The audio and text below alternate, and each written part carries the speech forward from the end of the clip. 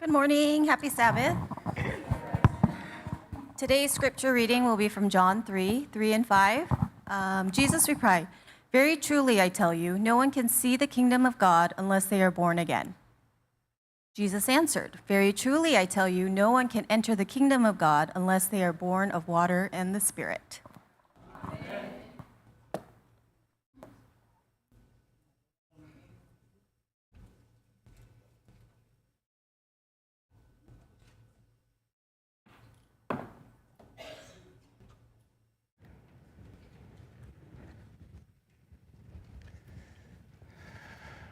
행복한 안식일입니다.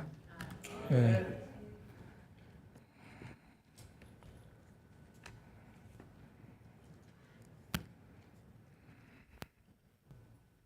먼저 기도하고 말씀 시작하도록 하겠습니다. 아버지 하나님, 연약하고 부족한 죄인을 단에 세우셨사오니 죄인의 말이 되지 아니하고 성령께서 직접 하시는 말씀되도록 인도하여 주시옵소서. 이 말씀으로 인하여 늘 우리 생애를 성령께서 지배하는 삶이 되도록 인도하여 주시옵소서. 예수님 이름으로 기도드리옵나이다. 아멘.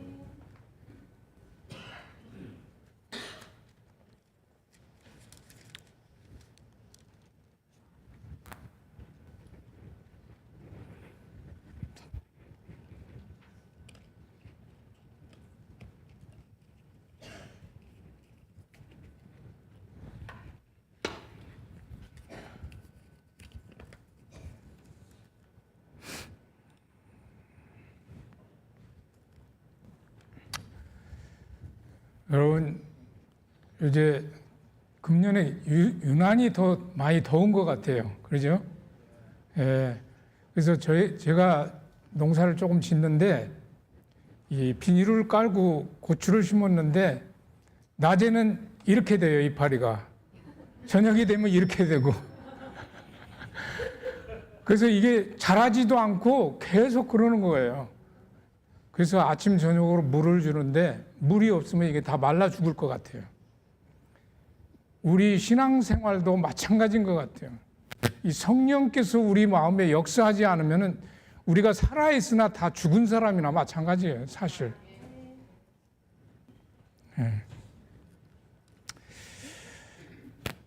네. 제가 오늘 이 준비는 많이 했는데 결론을 먼저 말씀드리고 시간 되면 제가 끝내도록 하겠습니다. 우리 모두에게는 이 지금 DNA를 통해서 형제도 찾아내고 부모도 이렇게 찾아내고 이렇게 하고 그러는데 이 DNA가 75억 세계 인구 중에 한 사람도 같은 사람이 없다는 거예요. 그리고 우리가 다 참 마지막 하늘에 갈 때는 품성을 가지고 하늘나라 간다고 그러는데 우리의 그 성격, 성질 이것들은 죽을 때까지 변하지 않는다는 거예요. 그러나 오직 성령께서 역사하시면 그것도 변화시킨다는 거예요. 이게 우리에게 복음이에요, 복음. 예. 제가 오늘 이게 결론이에요. 예. 그리고 제가 오늘 말씀드린 거 전부 다 우리가 다 많이 들었던 이야기들이에요. 그래서 저는 늘 이야기하지만은 예수님의 재림과 오늘 본문의 이제 본문을 이제 거듭남은 예수님 안에서 다시 태어난다는 이 이야기는 아무리 강조해도 지나치지 않습니다. 저는 언제나 재림하고 이 설교를 하겠습니다. 왜냐하면 우리의 구원의 그 결론은 뭐냐면 예수님 재림이거든요.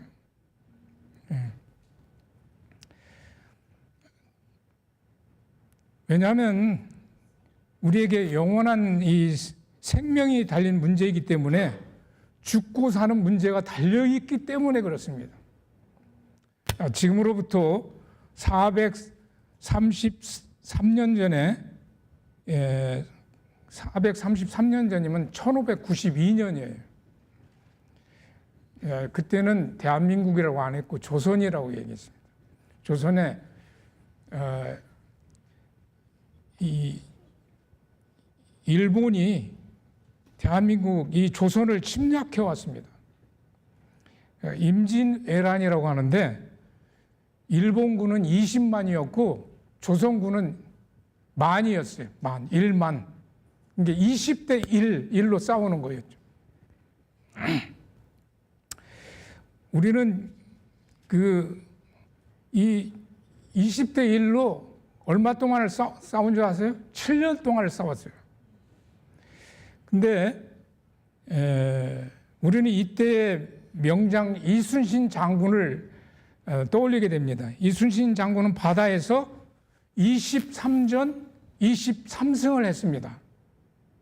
20대 1로 이렇게 싸우는 과정에서 바다에서 이순신 장군 23전 23승. 이거 있을 수 있는 일이에요?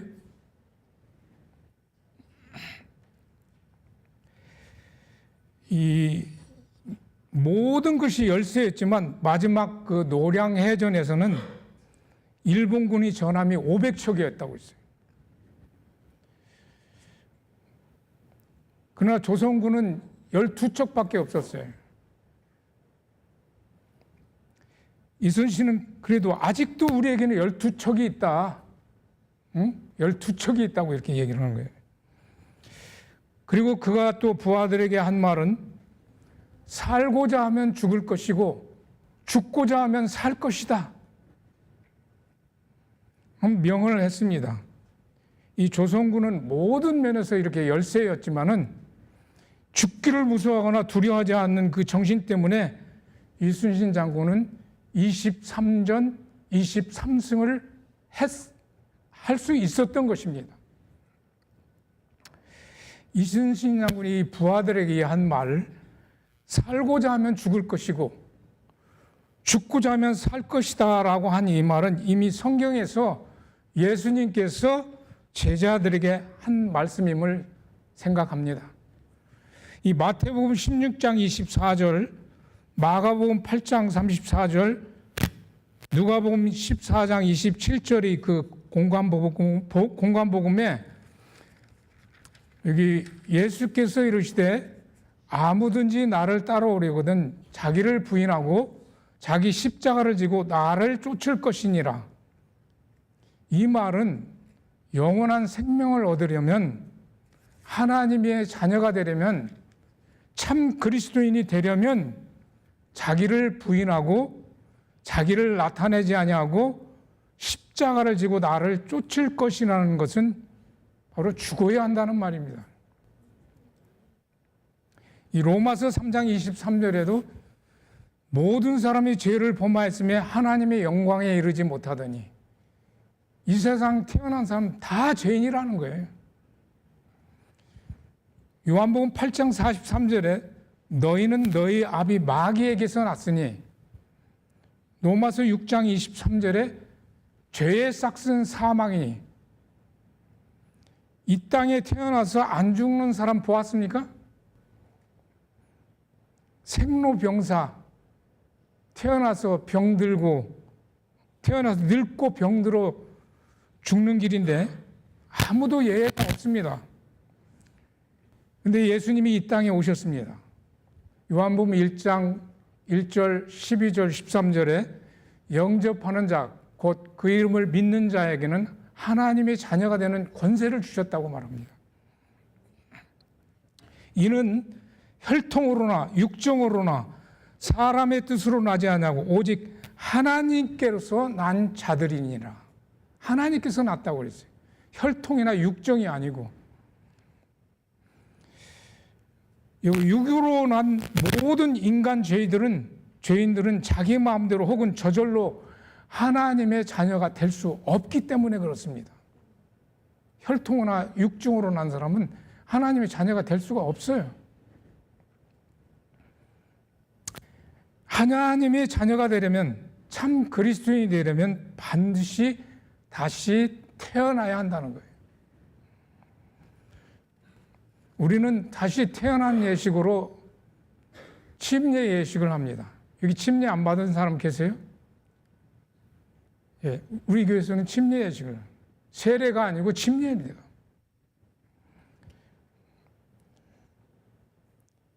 예수님께서 나는 위에서 났고 너희는 아래서 났고 또 성령으로 잉태되어 죄가 없으신 분이, 이 마태복음 13장 14절 15절에 나오는 말씀입니다. 왜 갈릴리 요단강에서 예수님이 요한에게 침례를 받으려고 했을까요? 위에서 난 분이. 오히려 요한이 뭐라고 하냐면, 내가 당신에게 침례를 받아야 할 텐데 당신이 내게로 오시나이까. 15절에 예수께서 대답하여 가라사대 이제 허락하라. 우리가 이와 같이 하여 모든 의를 이루는 것이 합당하니라. 예수는 침례가 필요 없으신 분이었지만 참 그리스도인 하나님의 자녀가 되는 모본으로 보여주신 것입니다. 이 사도 바울은 로마서 6장 1절로 12절에 띄워주셨으면 고맙겠습니다. 왜 우리가 침례를 받아야 하는지를 분명히 가르쳐주고 있습니다. 우리 다 같이 한번 읽어보도록 하겠습니다. 1절서부터 11절까지입니다. 시작. 그런즉 우리가 무슨 말을 하리요? 은혜를 더하게 하려고 죄에 거하겠느냐? 그럴 수 없느니라. 죄에 대하여 죽은 우리가 어찌 그 가운데 더 살리요? 무릇 그리스도와 예수 합하여 침례를 받은 우리는 그의 죽으심과 합하여 침례를 받은 줄을 알지 못하느냐? 그러므로 우리가 그의 죽으심과 합하여 침례를 받음으로 그와 함께 장사가 되었나니 이는 아버지의 영광으로 말미암아 그리스도를 죽은 자 가운데서 살리심과 같으니라.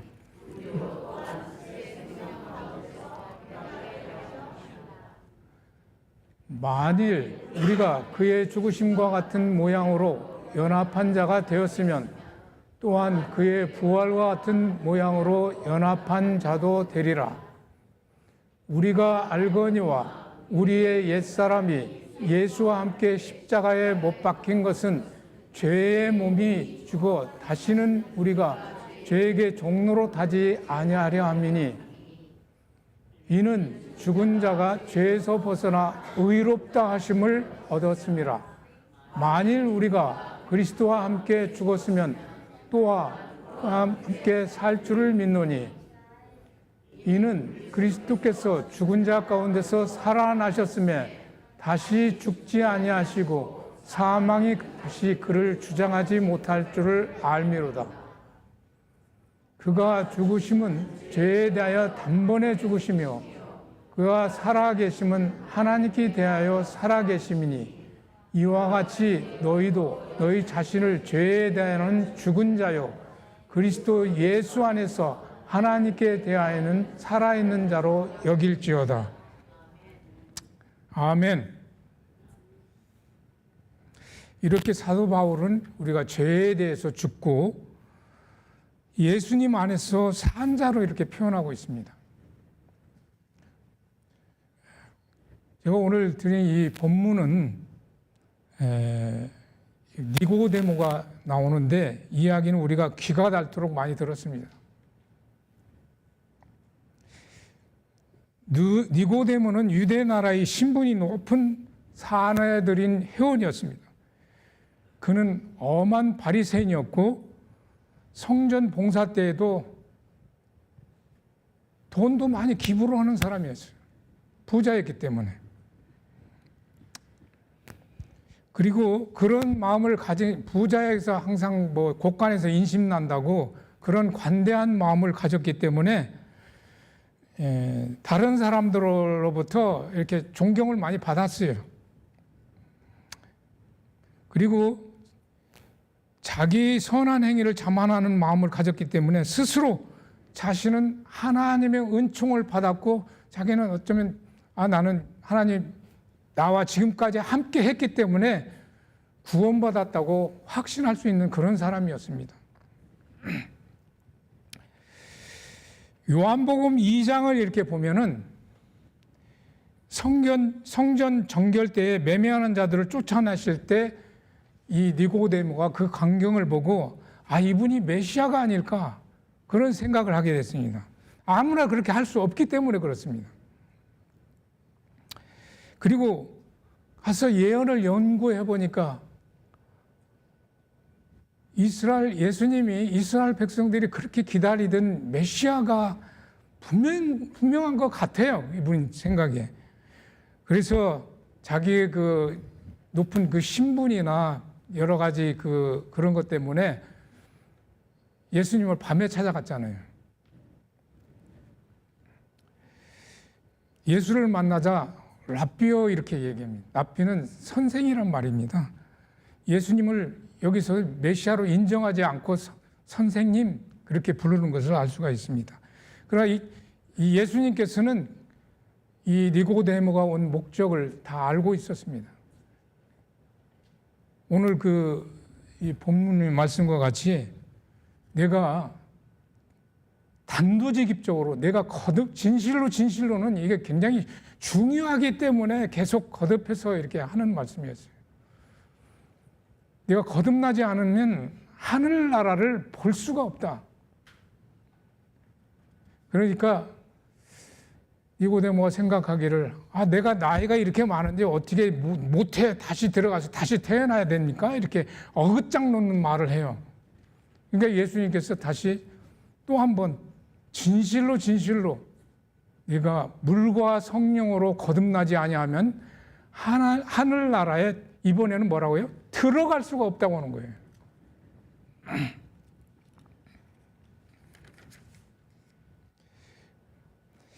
하나님의 성령이 사람의 마음을 사로잡을 때 생애가 온전히 변화되고 죄된 생각이 사라지고 악한 행위가 없어집니다. 니고데모는 율법의 조문에 대한 문자적 순종은 그것이 아무리 철저히 지킨다고 해도 하늘에 들어갈 수 없다는 것을 깨달았고 그가 세상에서는 의롭고 존경할 만한 사람이었으나 예수님 앞에서는 마음이 부정하고 생애가 거룩하지 못하다는 것을 깨닫고 예수님이 이 거듭남에 대해서 설명했을 때 이 변화가 자기에게 이루어지기를 간절히 원하였습니다. 우리는 또 이 거듭남에 대해서 얘기할 때 애굽은 죄악 세상 아니에요? 죄악 세상에서 모세가 이스라엘 백성들을 데리고 나올 때 홍해를 건널 때 그걸 침례라고 이제 또 얘기를 하는데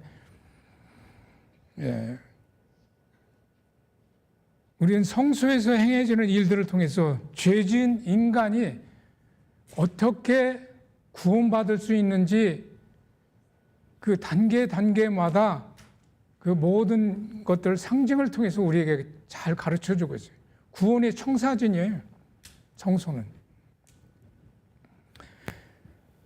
그래서 이 번제단에서 이루어지는 제사는 뜰에서 이루어집니다. 예수님의 그 십자가를 상징하는데 이 요한복음 1장 29절에도 세상 죄를 지고 가는 하나님의 어린 양을 봐라 이렇게 얘기하고 있습니다. 그리고 또 이스라엘 백성들을 구원하는 그 과정에서도 유월절 어린 양을 보라고 얘기하고 있습니다. 그래서 이것을 우리가 믿음으로 받아들이게 될 때에 칭의가 이루어집니다. 그리고 성소 안에 있는 턱상과 촛대와 분향단은 성령의 말씀과 기도로 성화를 상징하고 나타납니다. 이 성화는 죽을 때까지 예수님이 오실 때까지 임을 여러분 기억하시길 바랍니다. 예수를 믿고 우리가 의롭게 되었지만 거듭난 경험을 했지만은 우리가 지금도 이 세상은 사단이 지배하고 있기 때문에 이 죄악생활 얼마나 우리가 자주 넘어집니까? 자주 넘어져요. 그래서 의인은 7번 넘어져도 다시 일어난다는 그 말씀이 우리에게 큰 용기를 줍니다.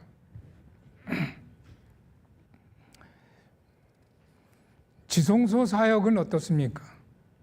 대제사장이 1년에 한 번 들어가서 성소 정결을 하는 일을 하게 되는데 대제사장이 지성소에서 나오게 될 때 회개하지 않은 사람은 백성 중에서 끊어졌어요. 유대의 7 절기 중에 연말 대속절에 대제사장이 지성소에서 나올 때 어떻게 합니까? 의로운 자는 그대로 의롭고 불의한 자는 그대로 불의하다 이 말입니다. 그리고 예수님이 오실 때 계시록 22장 11절에도 예수님의 재림 때도 불의를 하는 그대로 불의를 하고 더러운 자는 그대로 더럽고 의로운 자는 그대로 의를 행하고 거룩한 자는 그대로 거룩되게 하라는 말씀과 일치하고 있습니다. 저는 이 성소 제도의 사역을 깨닫고 대학교 졸업 논문을 이렇게 썼습니다. 십자가에서 우리의 구원이 완성되었는가?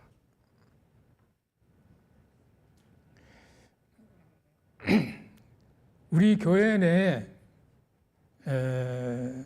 역사적으로 그런 일들이 많이 있었습니다.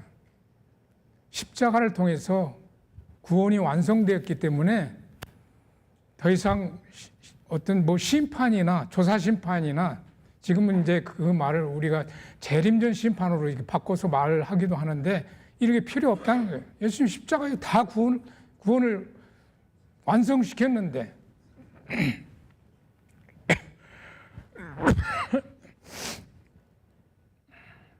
그래서 1970년대에 데스먼드 포드 사건이 있었습니다. 그때 우리 교회 목사님들 많은 신도들이 다 떨어져 나갔어요.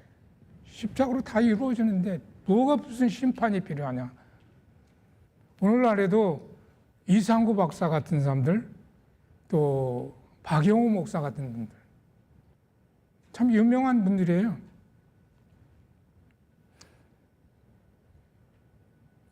조사 심판이 재림된 심판이 없다는 거예요. 그러나 예수님이 그 재림전 바로 앞에 그 마태복음 25장에 보면은 슬기로운 처녀와 미련한 처녀 그리고 어떻게 됐어요? 나중에 미련한 차들은 그 결혼식에 못 들어갔잖아요. 그리고 또 다른 성경절에도 많이 나오지만은 알곡과 가라지, 양과 염소 이것은 예수님 재림 전에 시작되는 조사 심판입니다. 이게 바로 조사 심판이에요. 하늘에 들어갈 자와 안 들어갈 자가 미리 이미 정해지는 거예요.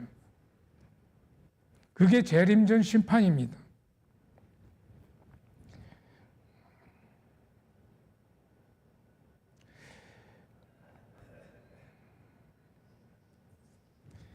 그래서 우리의 그 죄된 성향 때문에 우리가 자주 넘어지지만은 의인은 다시 7번 일어난다고 하는 그 일 때문에 우리가 성령의 도움으로 성화되어서 성화는 잘하는 거예요. 계속 잘하는 거예요. 성경절 그런 성경절들이 많이 있는데 제가 오늘 다 말씀드리지 못하겠습니다.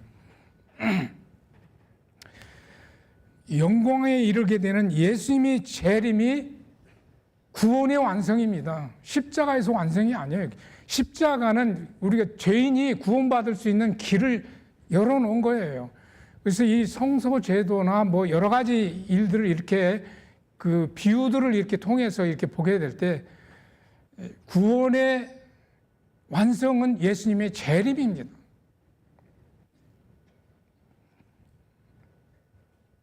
저는 이제 예수 믿고 거듭나서 의롭게 되어 성화되어 가는 참 그리스도인은 어떤 사람들일까? 처음에도 제가 말씀드렸지만 이 죄된 성향은 우리가 죽을 때까지 거의 변하지 않기 때문에 어느 정도 사람마다 정도의 차이는 있어요. 어떤 사람은 참 온순해가지고 저 사람은 법이 없어도 살 수 있는 사람이야, 세상에. 예? 근데 그렇지 않은 사람도 있어요. 성격이 아주 막 과격하고 아주 사람들이 볼 때 다 싫어하는 그런 사람들이 있어요. 그러나 여기 참 그리스도인은 성령의 능력으로 변화된다는 거예요. 성격도 변화되는 거예요. 근데 저도 이제 많은 믿지 않는 사람들도 마찬가지예요. 이렇게 평생을 이렇게 살아가면서 어려운 일을 당하고 뭐 이렇게 고통당하고 이렇게 하면은 성격이 조금씩 변화되는 것은 있는 것을 제가 이렇게 본 적이 많아요.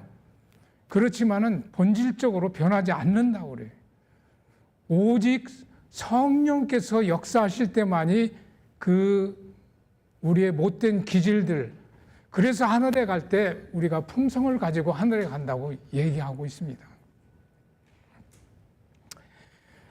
그래서 이 참 그리스도인은 무엇보다도 나를 구원하신 하나님의 말씀에 순종하는 것이 즐거운 사람입니다.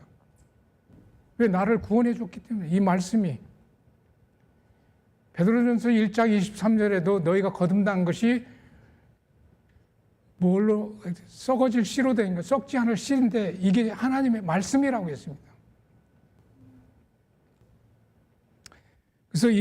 그래서 그런 사람이 양심이 예민해져서 죄를 아주 민감하게 깨닫습니다. 그래서 저 같은 경우에도 참 말보다는 이 행동이 앞서는 사람, 그런 사람이었습니다. 근데 지금은 이렇게 말할 때 제가 한 번 더 이렇게 생각하고 예민해져 가지고 그럴 수도 있지. 내가 또 좀 더 조심해야지. 그런 생각이 먼저 듭니다.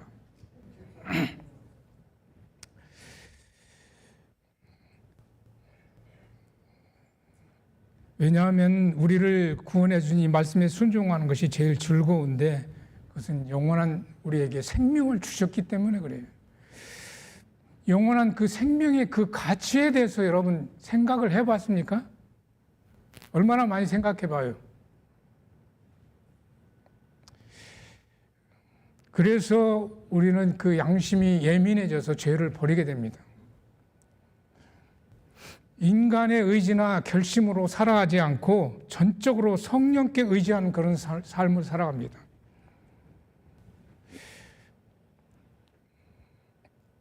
모든 사람에게 또 이 복음을, 이 생명이 되는 복음을 어떻게든지 거듭난 그런 신앙인은 전하고자 하는 마음을 갖게 돼요. 어떻게 하면 내가 이 아는 것을 다른 사람에게 내가 좀 나눠줄까? 그런 마음을 갖게 됩니다. 그리고 다른 사람의 행복과 유익을 위해서 도와주고 싶은 마음이 막 마음에서 생겨나요. 저도 그런 걸 조금씩 경험을 하면서 살아갑니다. 여러분 모두도 아마 그럴 거예요.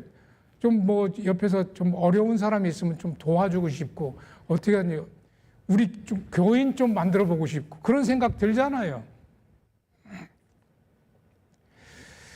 그래서 기도와 말씀으로 시작하는 매일의 삶. 여러분 매일 기도하시고 또 이 말씀을 보십니까?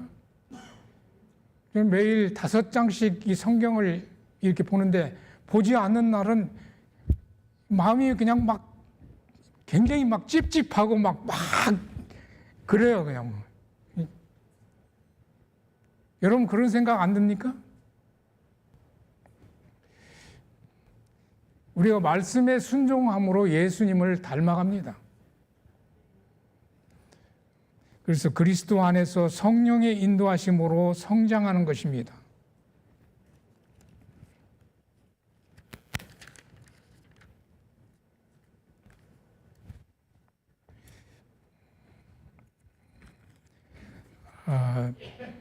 제가 그 예화 듣는 것도 상당히 좋아합니다. 그래서 한 번은 그 최차순 집사님 뉴스타트에 한 장로님이 거기에 암이 걸려가지고 그 뉴스타트에 참석을 해서 간증하는 것을 제가 들었습니다. 근데 이분이 말을 하는 모든 게 보니까 완전히 바리새인이야. 예? 하나같이 자기가 가정에서 권위로 뭐 잘 살았어요. 이 장로님 보니까 잘 살고 신앙도 엄청나게 신앙대로 말씀대로 살라고 하는 사람이. 근데 자식들이 다 좋아하지 않아요. 근데 뭐 교회에서는 이분이 이제 뭐 아주 이 아는 것도 많고 학식도 많고 가진 그 재산도 많고 여러 가지 그러니까 사람들이 조금 거시하지만은 그 저분 성격이 대단한 분이라서 별로 좋아하지 않아요. 이런 사람이 암에 걸려가지고 이제 뉴스타트로 와가지고 이분이 정말 성령께서 역사하신 거죠. 깨닫고서나 자기가 정말 이 니고데모와 같은 바리새인이었다는 것은 율법도 종으로 안식일도 그냥 뭐 철저히 지켜야 구원받는 것처럼 그렇게 생각을 한 사람이에요.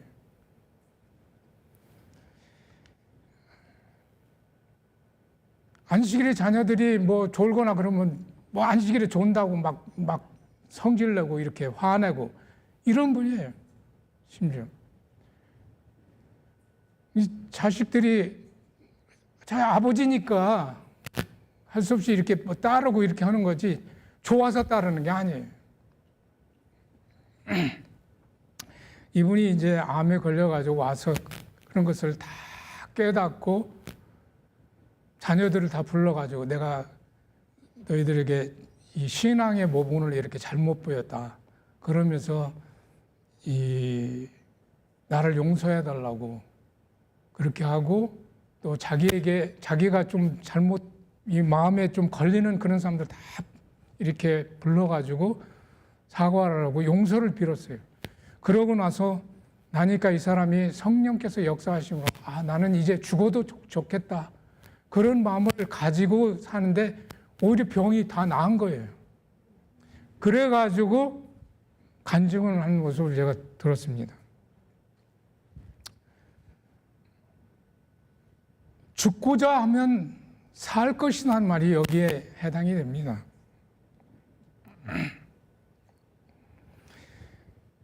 갈라디아 2장 20절에도 내가 그리스도와 함께 십자가에 못 박혔나니 그런즉 이제는 내가 사는 것이 아니요 내 안에 그리스도께서 사신 것이라.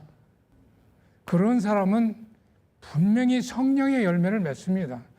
갈라디아 5장 22절에 성령의 열매는 사랑과 희락과 화평과 오래 참음과 자비와 양성과 충성과 온유와 절제라고 했습니다. 이 같은 법을 금지할 사람은 아무도 없다고 얘기하고 있습니다. 이 성령의 역사는 이런 사람들도 변화시킵니다. 근데 대부분이 자기가 잘못한 거 아는 사람 거의 없어요. 저도 그런데요. 잘 몰라요, 많이. 성령께서 진짜 깨닫게 해주실 때 알 수 있어요.